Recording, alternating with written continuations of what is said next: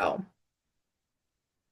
Hey everybody, welcome to our Twins Delivery Day Bootcamp. Today is October 20th of 2025, and I'm really stoked. This is one of my favorite classes to teach. It's like having a favorite child. So it depends on the day. Like sometimes I prefer boot camp, sometimes I like the Ready Registry. Sometimes this is my favorite class, but today this is it because I have been heavy in the weeds with so many expectant twin mamas. So I'm helping them get ready for their delivery. I'm helping them get ready for breastfeeding. So it's really exciting. So this is very topical. So let's jump in. And if anybody has any questions during any of this, pop it into our chat and I will get to it. So we're going to jump right in. First of all, who the heck am I and why should you listen to anything that I have to say? So I am Natalie Diaz. I'm the founder of Twiniversity. I literally started Twiniversity the day that my twinnies walked into kindergarten. I cried for about 20 minutes and was like, what am I going to do? And I was really infuriated by the lack of support that was available for twin families. It was like the whole world was made for singletons. And then when I was expecting twins, I was expected just to like double it, where we all know that one plus one does not necessarily equal two. So I started this whole thing. We now reach well over 1 million people a week in well over 100 countries. It's really unbelievable. I am an accidental entrepreneur. I worked in luxury African travel before I had twins. I mean, seriously, I don't even know what the heck I'm doing here. But over the course of the last 16 years, I have spent every single day making sure that your life is better because I do not want to repeat what I went through myself. So know that yes, I will make sure that you are well taken care of, you are well educated, and you always feel supported and know that every step of the way, we're always going to be here for you. Okay, so yep, I'm the big cheese here at Twiniversity, but I am also a child passenger safety technician. I am also the author of those two books behind me, The Newborn Twin Sleep Guide and What to Do When You're Having to. For those of you that are here with me today, do you guys know that the Newborn Twin Sleep Guide is meant to be read during pregnancy? Because I think we're having like a little disconnect with our marketing, but a lot of it is done by the publisher. Namaste. The only one I can control is myself. So I really want to make sure that you guys know the Newborn Twin Sleep Guide is meant to be read during your pregnancy. So the first chapter is actually how to set the stage for your twinnies to sleep. Believe it or not, and yes, you can start during pregnancy. Okay. So I'm the author of those two wonderful books. I am an IBCLC, which stands for International Board Certified Lactation Consultant. And yes, it is different. So if you have a lactation counselor or a peer counselor at a WIC facility, know that IBCLCs are kind of like it's like the PhD of boobs is what we have. It was a ridiculous process. Worth it? 100%, but took me 2 years to even sit for that exam. I'm also a childbirth educator. I am Lamaze trained. However, on, the final day of my Lamaze training, I said, well, at what point does any of this become appropriate for us? Because we cannot deliver in a field by rocks and then put our babies to breast. They don't even allow us to do that here in the United States. Like we're not even allowed to have a home birth. But yes, I did go to learn so that I can make sure that I had more tools in my toolbox for you guys. I am the host of that crazy podcast, our Twiniversity podcast. If you have not been listening to our Twiniversity podcast, trust me, you're going to want to. It's really weird, it's really fun, and the topics are it's for us, by us. There's no other podcast out there. There are some other twin podcasts, but it's more about that person's experience. Our podcast is about our guest's experience, and I am just the host. And last but not least, I'm a twin mom. My twinnies are now 20, and one of them is studying abroad in Ireland, and my heart is broken into a million pieces.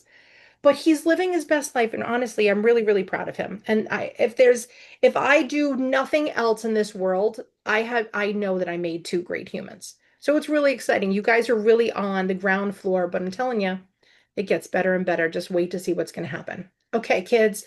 So here's what we're going to learn today. We're going to talk about 4 things to do before your delivery day. We're going to talk about how to know when you're in labor. We're going to go through birthday preferences, or as you may call it, it is like a birth plan. So we're going to talk about kind of creating a birth plan. We're also going to talk about being an advocate for yourself and your family. We're going to talk about recovery. And then finally, we're going to talk about your introduction into twin life. If there is anything that I did not include, pop in the chat if there's something else that you want to talk about. So now, you guys know that every time that we have well, maybe you don't know because it's your first class, we have workbooks that are for you guys. So we have a workbook for every class that we teach.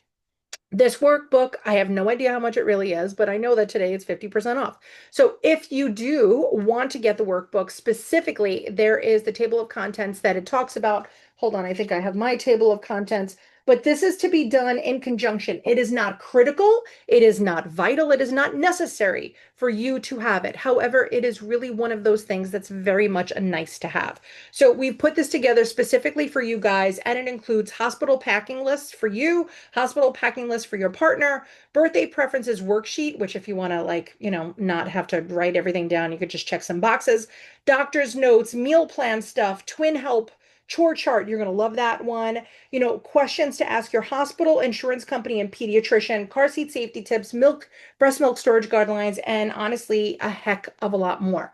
So if you have not grabbed it yet, grab that QR code. You could even screenshot it. You could come back to it later, but we only offer it for 50% on the day that we do our classes. Okay, so unfortunately, after midnight, it will be back to regular price, which I think is $20, but today it's half of $20. So there you go.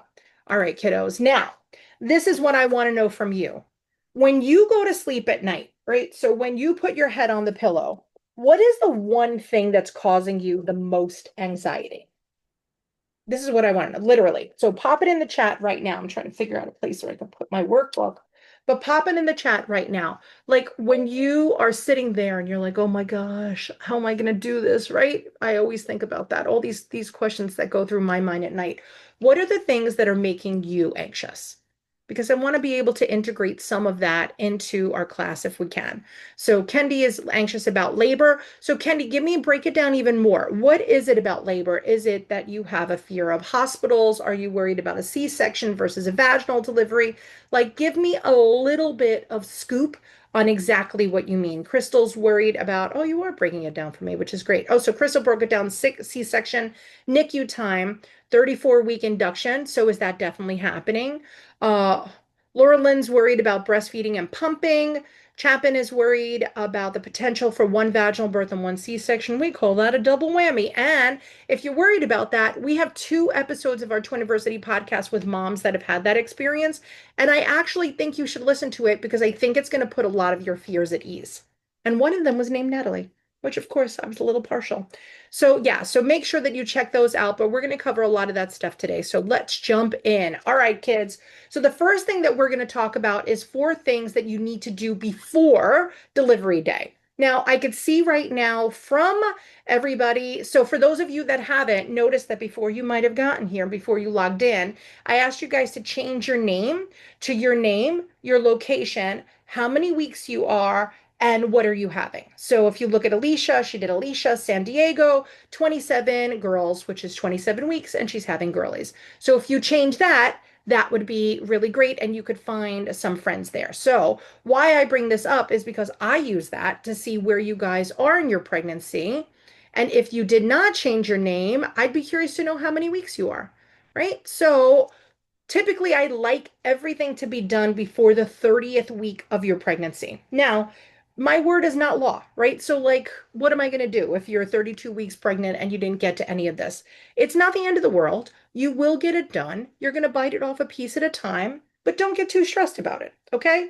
But I really bring this up because there are things that have to get done. And the first one is you do have to pack that hospital bag. Now, for those of you that are like, hey, what's the rush? We have no room in our apartment. We have no room in our house. Do we really need to have everything? Yes, you do.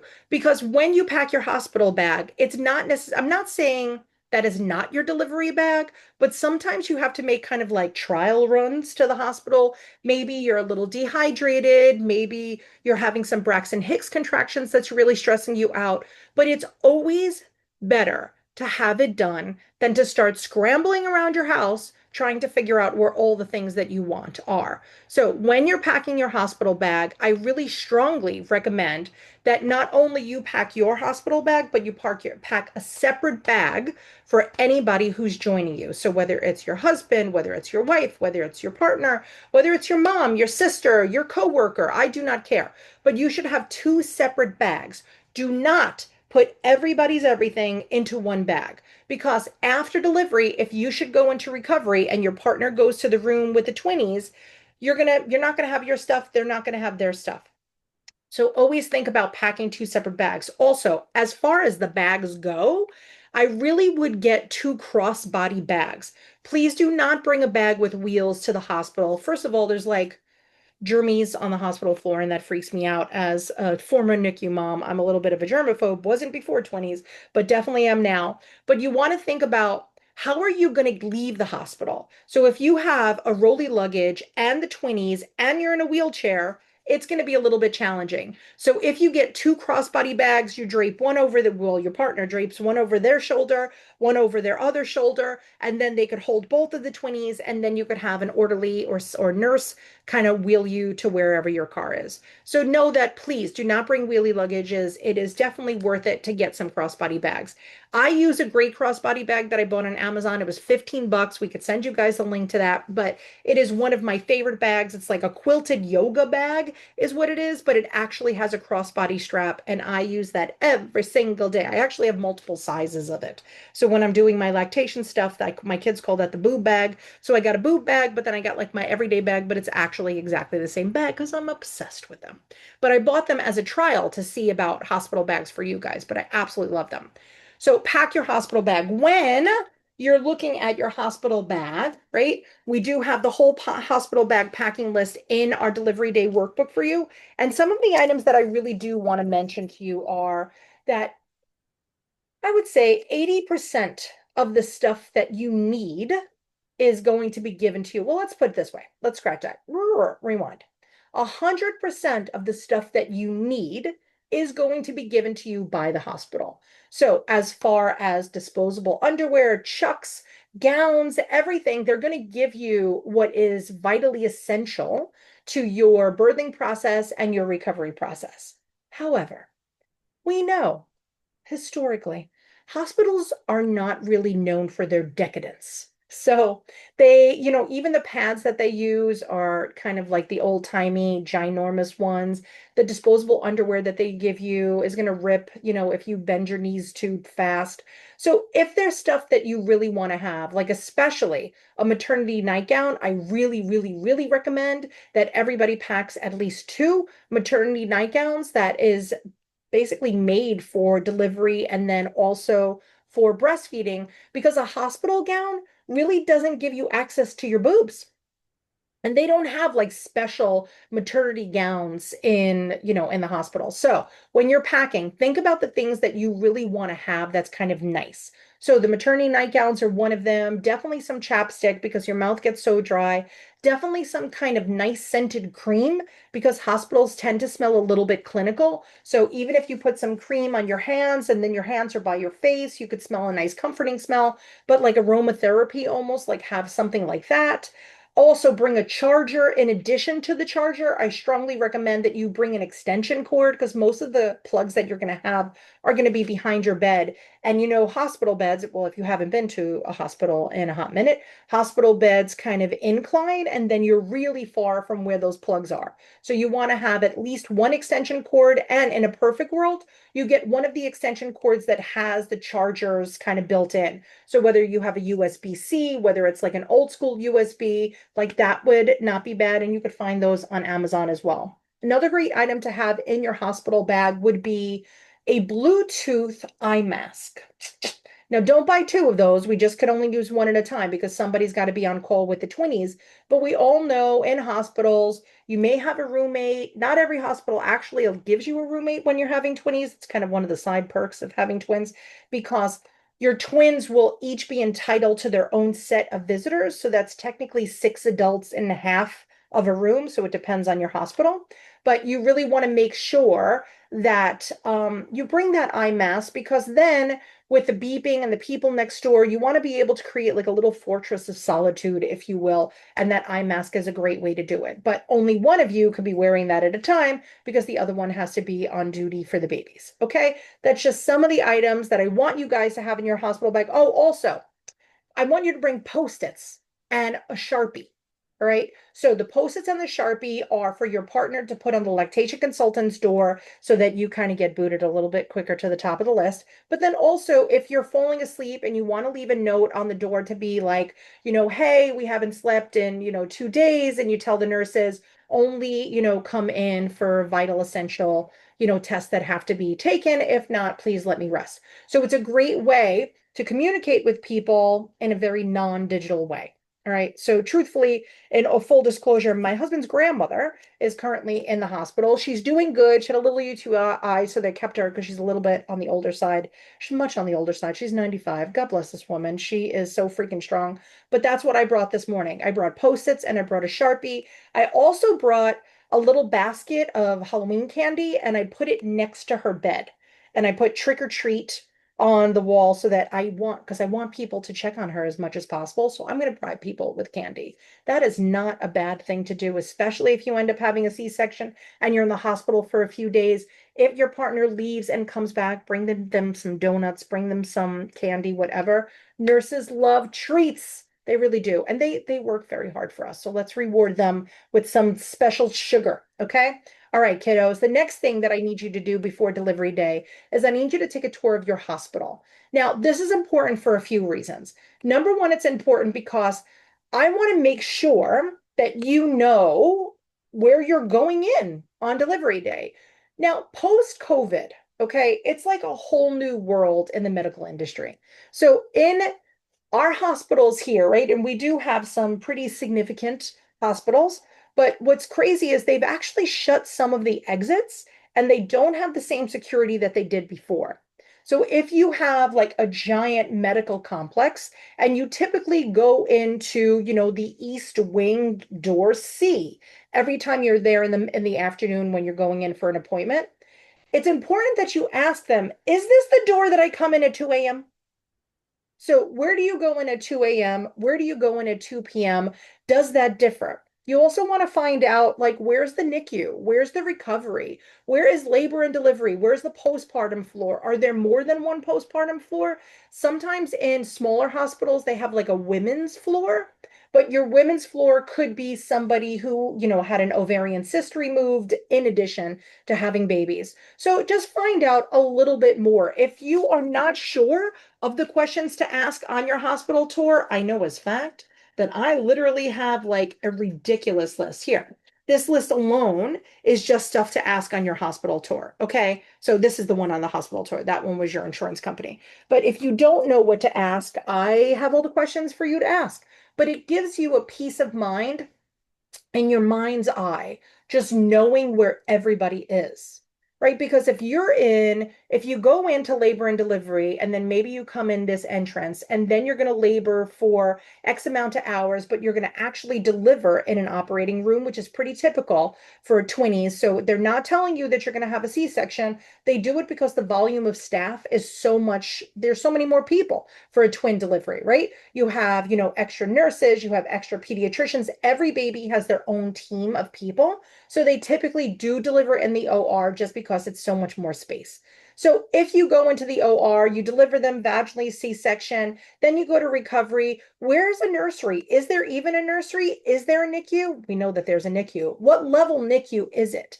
Is there ever going to be a time where the babies need to have, extra medical interventions outside of that hospital, right? So there as NICUs go from level 1 through level 4.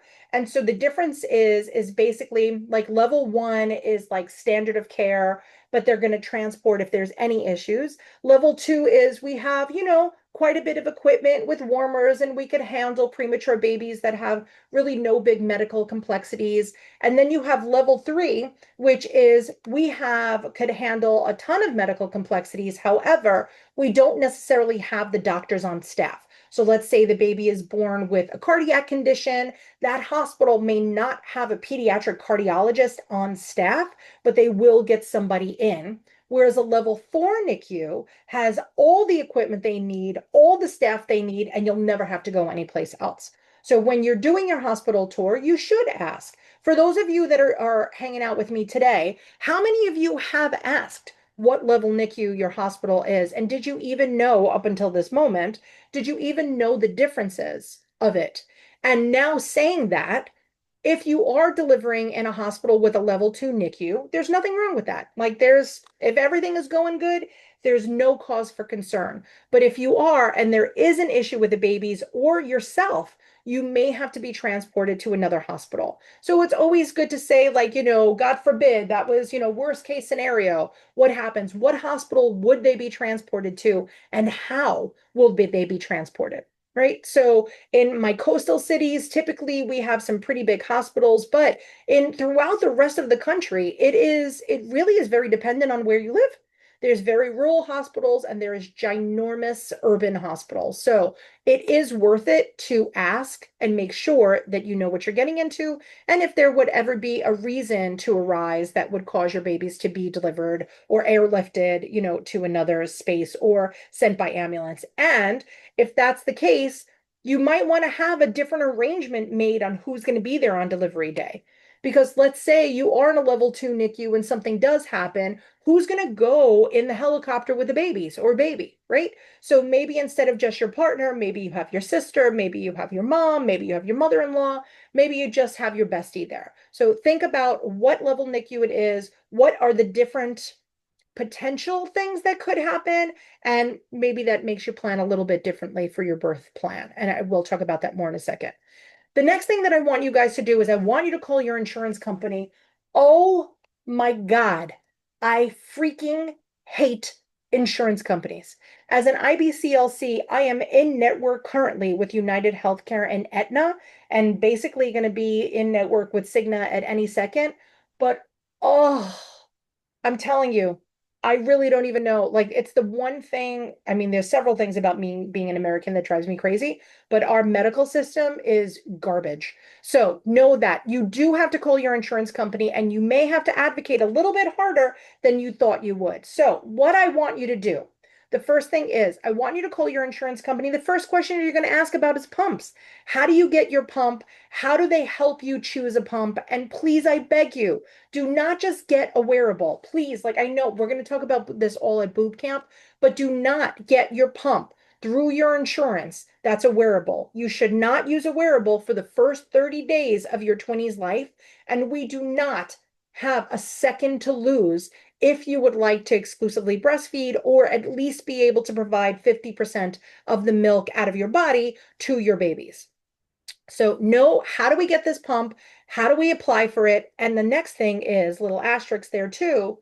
Are you entitled to one pump or two? What?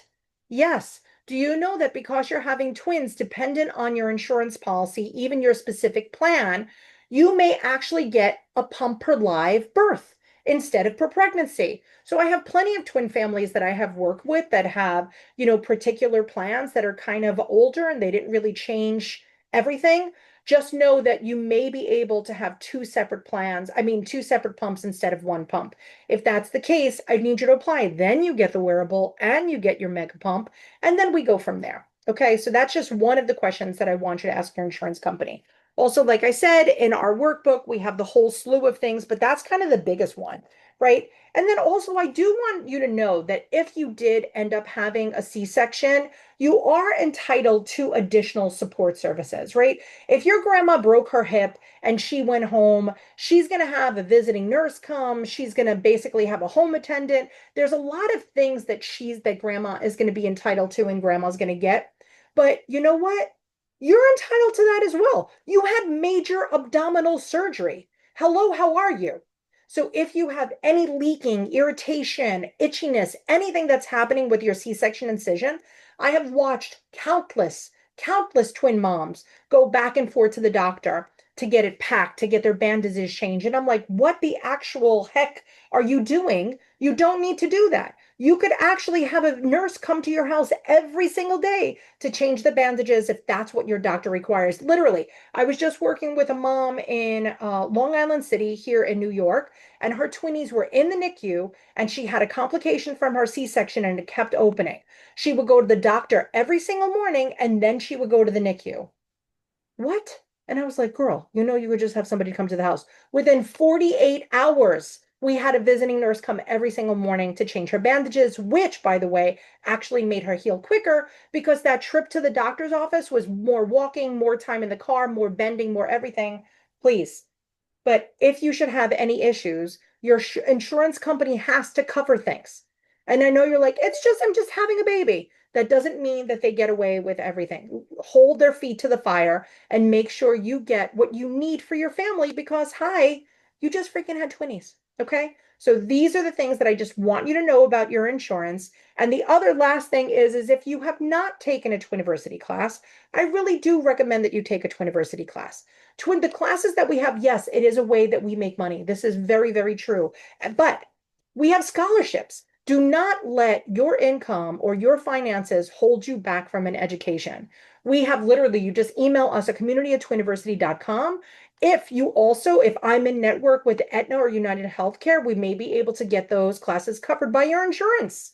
Yes, this is all true. So any questions that you have about Twiniversity classes, email us once again, community@twiniversity.com, and we will help figure out the way that you get the education that you need. Okay? Exactly. Holla, Allie. Yep.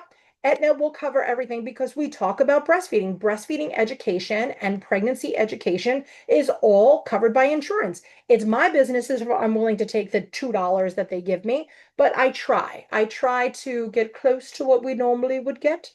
But hey, listen, I just really want to make sure that you feel good about this time. I'll worry about my buying my kids giraffes and sports cars at another time. But nobody on our Twiniversity staff is here to become millionaires or the Oprahs of the world. We literally are really just trying to make sure that you guys have what you need and that you're having a good experience because it's tough, guys. All right, guys. So this is what I'm talking about the Twiniversity classes. Whether your insurance covers it or not, we do our delivery day deal. So we have 50% off of our on-demand classes. That class that we have now, our Expecting Twins class, is over 100 video modules that allow you to learn over the course of 9 months. So you don't have to watch everything in a weekend, although I do know you guys are banging out like this in one weekend because I could see how you're consuming it. But like, make a nice dinner, order some Chinese food, sit on the couch, and just watch these videos. You'll also get your digital twin pregnancy calendar. It's a digital calendar. You're going to absolutely love that. It's one of my favorite things that I've ever created. But all of that is included. So click that QR code, and it's going to be in your follow-up emails anyway. But really do. This is the time to really know as much as you can. And for those of you, show of pause right now or hearts, how many of you so far in this 29 minutes have you learned something? Right? Even if it's a little thing. That is, imagine 100 videos with just tons of information like that. Aw, I love all the hearts. Okay, guys. So our next topic is how will I know that I'm in labor, right?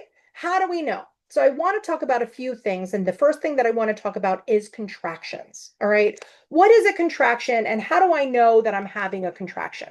Well, what a contraction is, it's basically like a muscle spasm, let's say, and your uterus is a giant muscle and you have like this muscle spasm and it helps push the babies out. So even if you were literally just lying there, your body would continue to have contractions. And usually it's at the top of your uterus and it pushes the babies kind of out as your uterus contracts, it gets them out. So how do we know what a contraction is? A contraction feels like the worst period cramps that you have ever felt. And sometimes they're a little bit localized, but sometimes they're very broad. So there's occasions where you may feel your whole abdomen quake. And then there's times that you feel maybe a little flutter at the upper part of your abdomen, maybe between like right below your ribs, but you're like, is that my stomach? Is that? But if you feel this consistent squeezing, you might be having a contraction, whether it's a Braxton Hicks contraction or a regular contraction. I do not care. I need you to overreact and pay attention to it. And the only difference between a Braxton Hicks contraction and a regular contraction is a Braxton Hicks contraction does all of the earthquakes, but no of there's no like exiting. Why? I don't know why I am losing my train of thought, but it's because my husband is texting me that something's caught in our drain. Because, guys, life goes on and literally nobody cares about. I'm like, hey, I'm teaching class from 1 to 2. And my husband's like, look, there's hair in the drain. You have to get a drain cover. Namaste. Once again, I will say it. The only one I can control is myself. All right, so contractions are one thing. The next thing is back pain. Okay. And I'm going to bust out my teeny tiny baby pelvis. And why I say back pain is because I want you to look. This is what your pelvis looks like. How cute is this? This is a New York City apartment size pelvis. So please understand this is not true to scale. But notice how your tailbone kind of curves in. And let me get my little potato. Here's my little potato and their little amniotic sac. I'm going to disconnect them. But as your baby is descending, right? Your baby does this little kind of twisty. Okay, so when babies are coming out one at a time, they do this little twisty and they get their way out, and ta-da, they're literally born. Now, what I want you to know is some babies are born what's called sunny side up, meaning that they're not twisting as much. And hello, they're stuck in your pelvis. So if they're stuck in your pelvis, you might have an extraordinary amount of tail pain. Yikes. So if that happens and you have, back pain right now and it's at the lower portion of your back, is that actually a baby or is it just back pain? It's probably just back pain, but always err on the side of caution. Okay. The next thing is if your water breaks, if you lose your mucus plug, you call the freaking doctor. Okay. So if that any of that happens and you're like, oh, I don't know if I'm peeing on myself or if it is amniotic fluid, why are we playing this game? Call the doctor. What are we doing here? And please don't be one of those people that are like, I labored for 19 hours of home and then I went to the hospital and I pushed for 4.5 hours. Just get to the hospital. With twinnies, we don't play that game like we see in the movies. You get to the hospital as soon as you need to because there are a lot of things that could potentially happen, and there's no reason to sit home. Maybe you want to jump in the shower, I'll let that slide, but not any more than like a 5-minute shower, especially if your water broke. Because what happens is if your water broke, that means that there's an exit, which means that there's also an entrance for bacteria and other grossy stuff. Okay. So please, please, please, please, your contractions, back pain, water breaks, discharge, mucus plug, go to the freaking doctor. Okay. Also know that if you call 911, you are not going to go, you may not necessarily go to your delivery hospital. If you are at work and you call 911, they're going to bring you to the nearest hospital. They are not an Uber. They are not a Lyft. They are not going to be like, hey, where do you want to go? They're going to say, we're going to the emergency room. Let's go. This is what we're doing. So if you want to go to your specific hospital, then you should have a plan in place of how you're getting to the hospital, right? If you're at work, who's going to take you there? If you're home, what's the route that you're going to take? Is your hospital bag in your trunk? We got to know all this stuff. Okay. So if you lose your mucus plug or if you have any discharge, all right. Now, discharge could be anything from yellow and sticky to, green and sticky. There's a lot of different shades of mucus, but always any type of discharge, call your doctor. But one more thing, okay? This isn't disgusting. It's going to sound disgusting. If your water breaks, if you lose your mucus plug, or if you have discharge, if you take a photo to show to your doctor of what your mucus plug was, it may not have been your mucus plug, it could have just been discharge. If you take a picture of your discharge before you cleaned yourself up, it could have been your mucus plug. So when in doubt, take a picture. When it goes to the cloud, make sure you erase it from the cloud as well, because it will be there, as is all the pictures that you guys send me on my cell phone, which, by the way, I get a lot of them, and it's quite entertaining sometimes. But if you take a picture, it gives them a better idea. Also, if you have any spotting, any bleeding, take a picture and say, like, doc, this is what it looked like. Because describing it is one thing, for that doctor to see with their own eyes what's actually going on is another, and I do strongly recommend it. Now, pre and post, these are the things that I want you to worry about, okay? So we know that as parents of twins, we have a higher incidence of preeclampsia than the average bear, right? Our body is doing so much more work. We literally have 3 brains in our body at this time. Isn't that kind of crazy? If you have any vision changes, any headaches, any swelling, any itching or rash, if you just literally are not peeing like you used to, if you do not feel any fetal movement, or if something just feels off, could you please call your doctor? Could you guys actually pinky promise me right now? Literally, put your finger to the camera and pinky promise me. Thank you. You have to make sure. Now, also, if you're there with your partner now and your partner is listening to me, hey, listen, partner, I need you to watch for all of those things after delivery as well. There is something called postpartum preeclampsia, which is mimics the same signs before delivery, but it happens after, and it is an emergency situation. Okay. So if you had preeclampsia or if you had a history of preeclampsia, let's say your mom had it, your sister had it, anybody in your family had preeclampsia, speak to your doctor about perhaps ordering a blood pressure cuff covered by your insurance so that you can monitor your blood pressure after discharge. Okay? All right. But anything, when in doubt, call the freaking doctor. Okay? And if you remember nothing else of what I say today, remember this.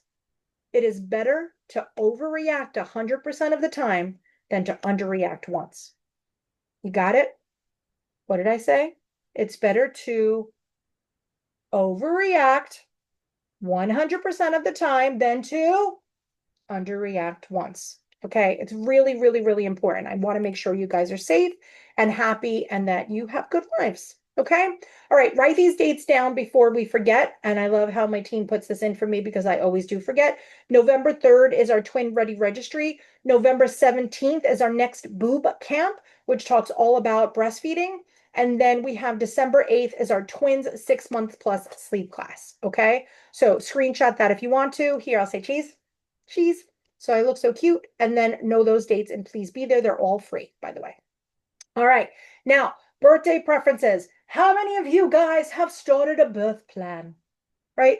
If you're working with a doula, potentially they already have you started on this, but we don't get the same kind of things that singletons do, right? So, like, I'm not delivering in like a field and it's what it is. But there are certain things that you can have during your delivery. Okay. So, one of them would be who's going to be there, right? And also, by the way, like if you're going to have a doula or if you're going to have an IBCLC come to see you in the hospital that like you're going to work with on the outside, first of all, don't use the hospital people and then see us when you get out. Let your insurance cover as much as possible. But we want to talk about who's going to be there. And that's one of the biggest things because this is not something to discuss on the way to the hospital. So if you don't want your mother there, if you don't want your sister there, if you don't want, anybody, your coworkers, I don't know who it is, but have a family discussion. And I want you to go through everything on our birth preferences worksheet. Okay, so this is part of there. I wish I had the link. I could go back and get that. You're going to get it in your email later today. But it's literally a worksheet for you to sit down and be like, all right, babe, the people I'd prefer were not there are. If I end up having a vaginal birth, I'd like to blah, blah, blah. If I end up having a C-section, I'd like my partner present at all times. I'd like the screen lowered a bit so I could see the babies the moment they're born. I'd like the babies to be given to my partner as soon as they're ready. Like, this is a no-brainer. And this is really easy for your doctor and your nursing staff to digest, and they'll be able to see all your wishes. But I think the most important part of this is really just knowing what choices you do have. Okay, because a lot of times and correct me if I'm wrong, but many twin families, okay, here, I have a question. All right, let me close this window because I want to open this all. How many of you here right now, and you could write in the chat or you could show a thumb or a heart, how many of you had maybe waited a little bit longer to have babies and maybe that's why we have twinnies, or maybe you had like a dream of what you thought your birth was going to be, but the minute that they heard that second heartbeat, you threw that out the window. Am I the only one? How many of you changed what you thought your delivery would be like because of that second heartbeat? There they are. I knew you guys were going to show up. A lot of us do.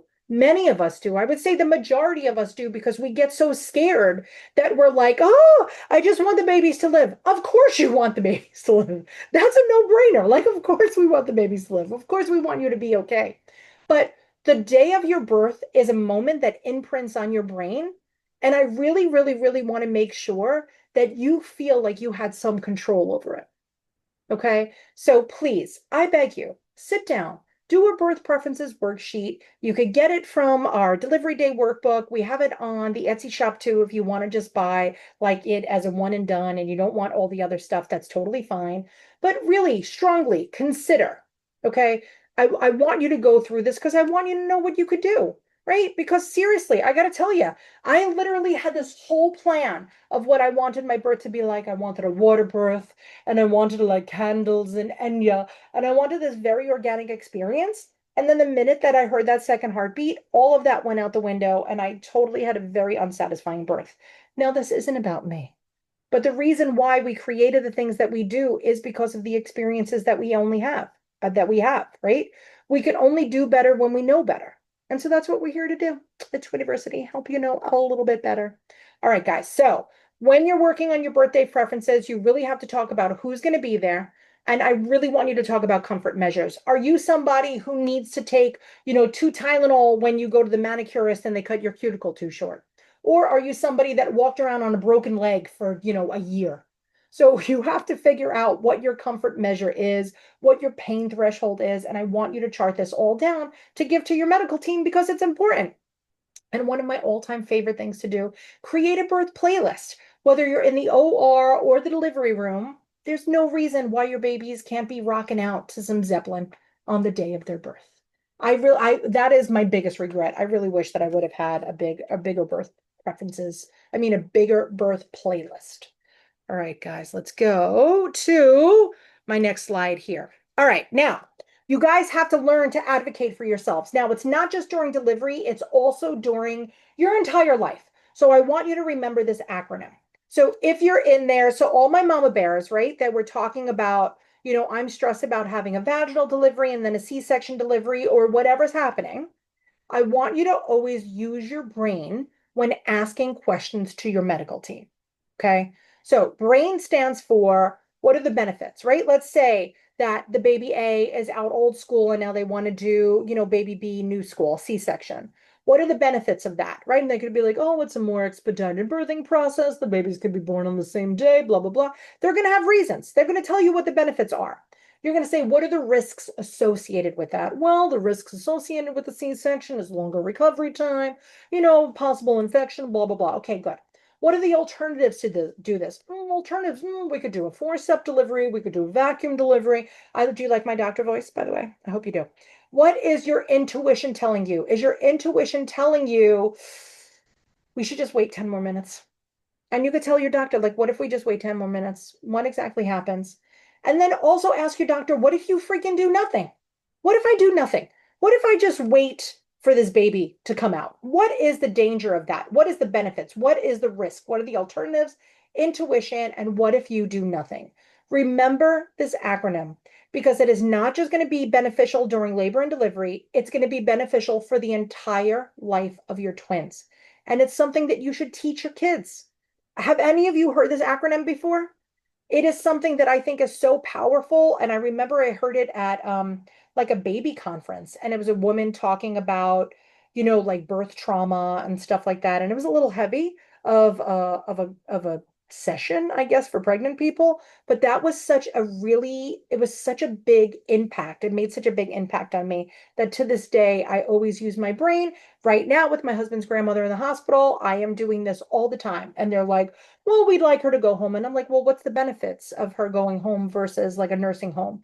What are the risks, etc.? So I am still using this brain, baby. This good old noggin is still going. All right, kids.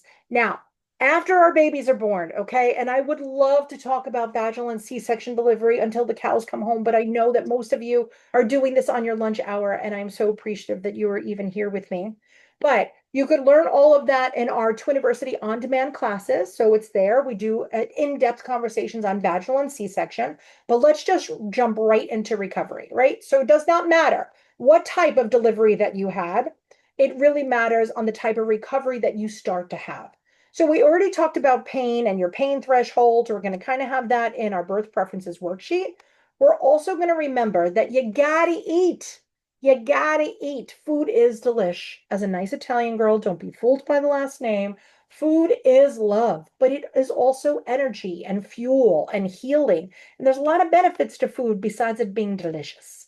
Okay. So post delivery, I really think it's important that you plan a post-birth meal. Could you get a hamburger delivered? Could you have your sister bring you some chili, which is high fiber, high protein? I want you to focus on high fiber, high protein. Believe it or not, Chipotle, no joke, a great post-delivery meal. Some brown rice, black beans, steak with extra guac spring for it. You deserve it, guys. That's a great post-birth meal. And in the hospital, you will only get food when the food is being delivered. You can't just be like, "Hi, room service. I'm going to have a grilled cheese and two steaks. Thanks so much." Although in Australia, you can actually do that. Please don't even talk to me about Australian delivery. If you're curious of what delivery is like in Australia, I believe it was actually the first episode of this season. Spoiled they are. We are not so spoiled. So think about your post-birth meal. I also want you to get up and walk around as quickly as possible. I also need you to drink some fluid. All right. So, why I need you to focus on the fluid is they're going to want you to pee pee within 8 hours after delivery to make sure that you have no pressure on your uterus, right? Because if your bladder is super duper full and no pee pee is coming out, it's just going to sit and kind of impede the healing of your uterus. So they're going to really watch for pee-pee as much as possible after delivery. And if they're like, don't eat or drink anything after midnight, and then you ended up waiting 9 a.m. till your C-section, you might not have a lot of fluid in you. Hopefully, they were giving you some fluids, which a whole thing about getting fluids, which is all positive, by the way, so not negative. But sometimes babies are born a little bit artificially inflated. Sometimes, if we had a lot of fluid and we were waiting a long time for our delivery, just something to kind of put in the back of your mind so you stress a little bit less if your babies drop X amount of percentage of weight. But you need to drink your water because you need to do a pee pee. I also can't express to you the importance of just being okay with bottle feeding after delivery. As an IBCLC, I will tell you I am in total violation of my code of ethics when I tell you it is fine to bottle feed, but I would be a dumb woman to tell you to stress about that because parents of twins often do have to supplement, which isn't the end of the universe. It is okay, and it is fine to supplement and wait till your milk comes in, which could be anywhere between day 3 and day 9, depending on so many different factors. Okay. So if they want a bottle feed, not a bad idea. If you are going to be stocking up on bottles in your house, I do strongly recommend the Dr. Brown's. Get some of the tall ones are better. It's funny because I actually just took a bottle refusal class, and I never realized that the Dr. Brown's wide neck and the Dr. Brown's long are actually two different nipples. So they're actually like almost two different bottles. And this is the one that I would prefer for a newborn. I kind of want the longer one. It's easier for them to drink out of. This serves a purpose too. We'll talk about that. Maybe we'll do a bottle feeding class at some point.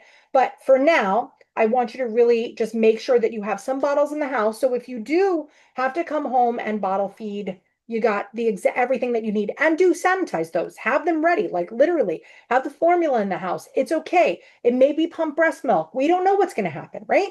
But let's just plan the stuff to make sure that we have that. And that's kind of some of the things that we go over for our Twin Ready registry, right? And then also for our boot camp, we talk a lot about flange sizes. And if you guys don't know, there's a million different types of flange sizes. And when you get your pump, you don't not I rarely know anybody who uses the flange that comes with the pump. It's kind of like buying generic shoes. I wear a size 10, you might wear a size 7. How the heck are we going to wear the same size shoe? Right? So it's a lot that goes into that, but namaste. The only one I can control is myself. I really wish every pump just included all the flange fittings, but we will talk about that in our breastfeeding class. Okay. So we got our recovery tips. You're going to eat, you're going to walk, you're going to drink, you're going to ask for help. You're going to let them know that you're in pain, and it is totally fine if you have to bottle feed because I need you to take care of yourself first. Okay. All right, now, your first introduction to your 20s, I beg you, go slow.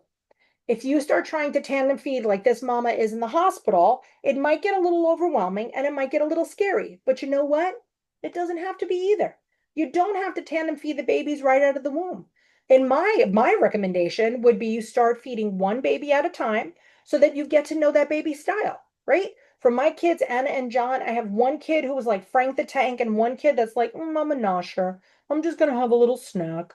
Nothing big. They had two totally different feeding styles. If I would have tried to feed them at the same time, I would have missed those little nuances in their feeding that made it easier to feed everybody at the same time. So start slow. There's no rush.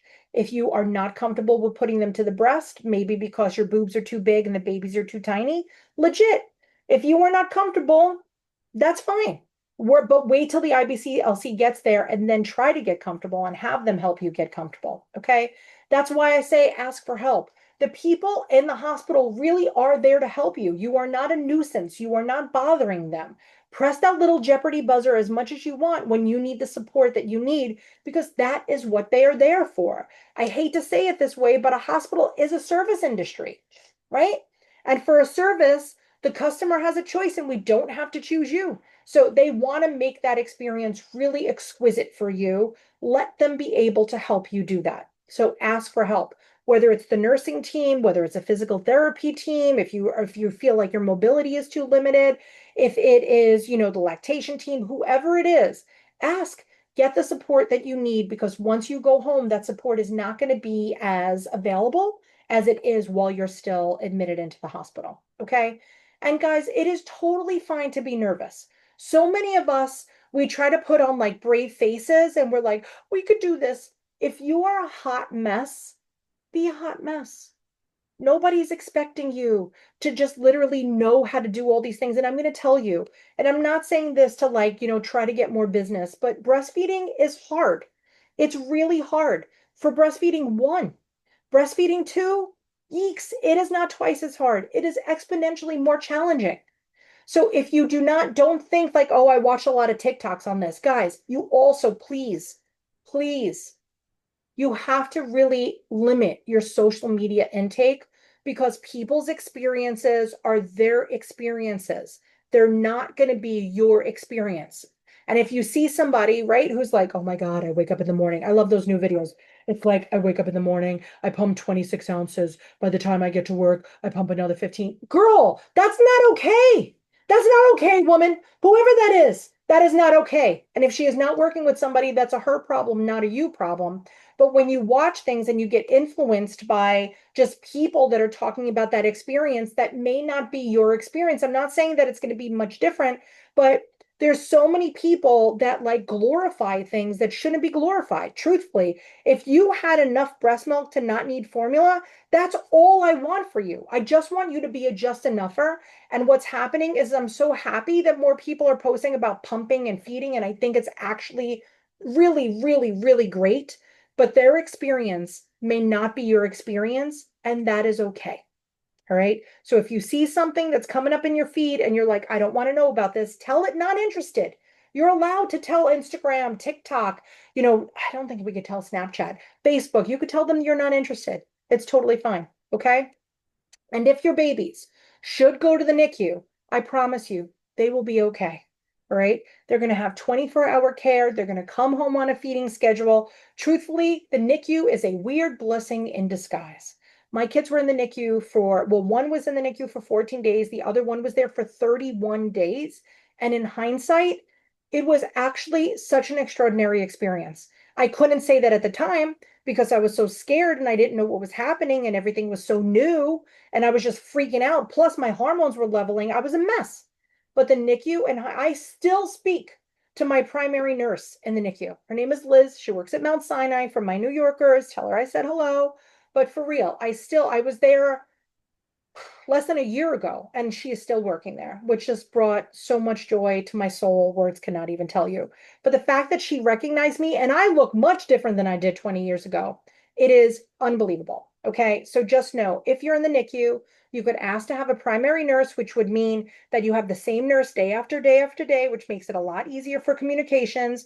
Also, please, I beg you, do not use your outside pediatrician. Use the staff pediatricians, because the staff pediatricians are also neonatologists and they have different eyes and ears than a typical pediatrician. Plus, they're there when you go down to the NICU. Okay, so you don't have to call your doctor. Well, you could tell your doctor that, like, the babies are here, but you could be like, but we're going to use the hospital staff until we're discharged. And then you're discharged, then you go to your regular pediatrician. Okay. Also, please pay attention to your discharge orders. If I had, I don't want to say a nickel because I feel like inflation is too little. If I had $1 for every person that didn't read their discharge orders before calling me, I would be very wealthy because nobody does. You need to read your discharge orders because it's going to tell you how to feed the babies, how much to feed the babies, what vehicle you should use the babies, if they think you should spoon feed, syringe, bottle feed, whatever it is, what level nipple it is, what they were doing in the NICU, what formula you should be using if you have to use formula. But please, I beg you, pay attention to your discharge orders because it's also going to tell you how often you could take Tylenol, how often you could take Advil, how often you could take, Colace, which is a stool softener. So please read your discharge orders. Okay. All right. And then there is so much more that we have to cover for you at Twiniversity. And just know it does not end here. Okay. So if you go to our YouTube channel or our website, we have a week by week twin pregnancy timeline. Did you guys know that? So for those of you that are 17 weeks, you could look up 17 weeks pregnant. You could look up 19 weeks pregnant. It'll give you photos of people's bellies, which I think is kind of fun. It'll give you recommended articles to read. It'll give you, recommended products to buy. But we created like we're the only resource in the world that does this. Literally, nobody else cares about twin families except us, which is why I will continuously be here for as long as you need me and why you will take me, my gray hair and all. I hope we like it. If you watch some of the earlier videos, I was not as gray, but I'm just embracing it because I think that while like initially I feel like as women we sometimes feel like this gray is old, to me this is experience. For every single one of these gray hairs is something I've learned and something that I can bring to your table. So to me this is like my badge of honor and I'm really excited about it. So yes, thank you for the little heart that I got for that. So know that we also have a monthly Twiniversity meeting with other twin moms from around the globe. I think you should check that out. We have our YouTube channel, our Etsy store. We have our Facebook groups. We have our baby safety class. So you should take a CPR and first aid class before these babies get here. If your hospital doesn't offer one, we do have one. We do have a whole page dedicated to multiple birth discounts and double stroller reviews. So if there's a double stroller that's out there, odds are we have a whole page dedicated to it with information from people that are actually using it. All right. And please know any of our partners here at Twiniversity, because we are very, very lucky to have partners here at Twiniversity. We do not accept unsolicited proposals. We do not accept unsolicited partners. We go to the partners and say, hey, do you want to play with us? And they say yes. And that's how we make it work. And the reason why we choose the partners that we do is they have to be nationally available and of a price point that everybody could afford. So you won't see on Twiniversity us like pimping out a stroller that's $4,500. We would never do that. Like if I really felt it was $4,500 worth, we might do that if I really thought it was great. But in 16 years, nothing's worth that money, kids. So just know that anything that you see posted on Twiniversity that is a sponsored post or a collaboration with a brand, truthfully, we were looking for that. Okay, so I just want you to know we have never sold out at Twiniversity, nor will we. All right, now guys, don't blink because you're going to miss it. That was me in the NICU. See when I told you that gray hair, this is a badge of honor. But that top picture, and yes, I do have a ginger. Yes, I still have no idea how that happened. Well, I kind of do because my husband is Puerto Rican and Irish, hence the last name Diaz and the gingerness. But my boy, oh, me, that's my boy. I'll claim him one for the Italian side of the family. But they're New Yorkers. My kids are the melting pot. So we get what we get. But I went from that day in the NICU to their 20th birthday, and they're going to be 21 soon, in the blink of an eye. Enjoy every single moment. And when people say things like better you than me, I don't know how you're going to do it. Double trouble, just ignore them. Okay? I hate when people do that because people don't realize that we have so much in our own little noggin that's making us doubt ourselves. And then when they say things like that, it reiterates the negative thoughts that we already think. So just block it out. And really, I'm not saying that we should be your everything because I wish that we actually could be your everything. You're going to have friends and family outside of Twiniversity. But this is a great place where you are just one of us. You are not weird. This is typical. Nobody in our group has one baby except the people that infiltrate because they find me interesting. All right, but for real, just really don't blink because you're going to miss it. Oh, it's so great. You guys are going to have so much fun. I can't even begin to tell you. All right, kids, that is the 50% off code. Grab that again if you want to. Let's see if I have nope, I don't have the workbook, so I can't grab you that, but we're going to send it to you in your email. But every single class with the partners that were part of this class, we have a great giveaway. So we have this grand prize giveaway that is cord blood banking. And if you have not talked about cord blood banking with your doctor, I strongly recommend that you do. While everybody's like, Nat, you're crazy. Why do you talk about some? I'm telling you, I have one of my clients, the dad is a pediatric oncologist, and I said, "Did you guys bank?" And he said, "Of course we did." Enough said. We've been working with CVR for over 15 years. And specifically, why we work with CBR is they have this program called a Newborn Possibilities Program, which allows you to bank for free depending on certain things. Number two, and yes, the CBR promo code is DUO2, DUO2. That's always going to be the code, and that's for twins nationally. And we negotiated that. So instead of us getting like a piece of every sale that they make, I don't want it. I said, give the sale, give that back to the twin families because you guys know you're going to spend a shit ton of money over the next few years. So if there was a way that we could help you save, so in lieu of commission for each of those, the Duo 2 is what we use. And then also just know, hold on, feel free. Fellow Seattle people, good. Fellow, I like this. I like where M's going. Do it, M, do it. So know that the other reasons why we choose CBR is that I do believe in delayed cord blood clamping, which means that you wait for the cord blood to stop pulsing before you kind of take those stem cells. CBR allows you to do that. And the other reason is they have the most to lose. They actually are the biggest company and they are a global company and all of their storage is done in Phoenix, Arizona, and it's done really, really well. So Duo 2 for CBR and Bretza, come on now. Baby Bretza is the jam.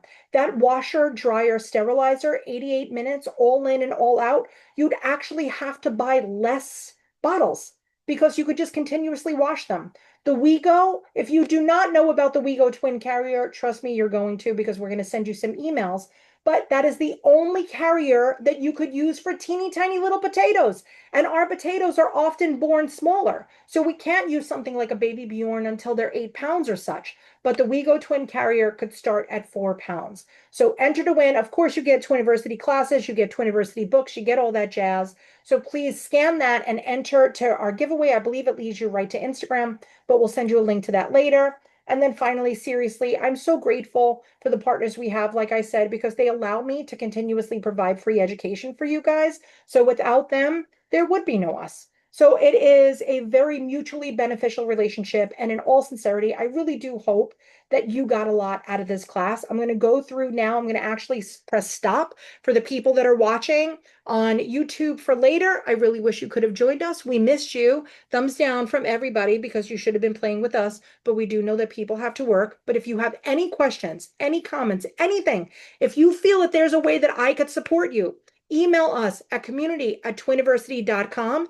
And until next time, guys, see you later, alligators.